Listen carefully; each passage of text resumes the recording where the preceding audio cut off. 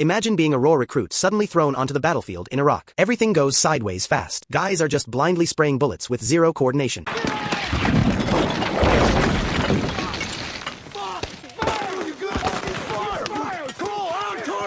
It's going down. What? I'm going down.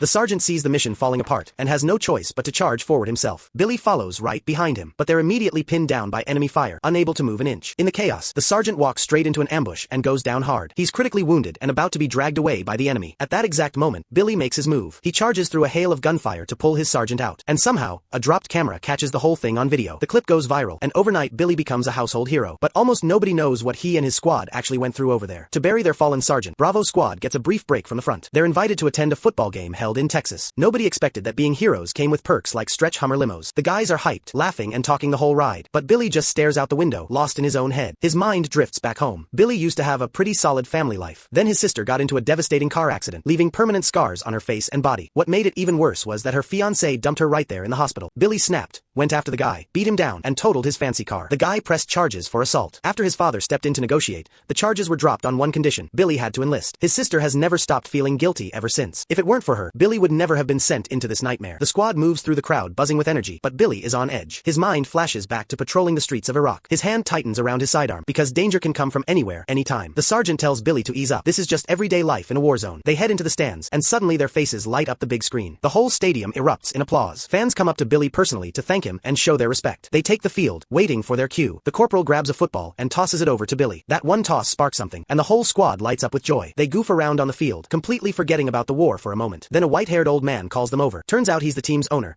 the one who personally invited Bravo squad. At the press conference, everyone else on the squad is eager to talk, but Billy's attention is completely locked onto one of the cheerleaders. When a reporter asks Billy what it felt like to fight the enemy hand-to-hand, he keeps it simple. He just did what needed to be done. That question brings back a conversation with his sergeant. Billy always asked, "Why do we kill?" The sergeant said, "You overthink everything. Sometimes you're not doing it for God or country, you're doing it for something you personally believe in." After the press conference wraps, Billy runs into the cheerleader. She looks at him like he's the most amazing person she's ever seen. Billy tells her he just doesn't get why people are always so fixated on how bad their lives are. She gently tells him that everyone goes through dark times, but the moment you crack the door open, even just a little, the light will reach every dark corner.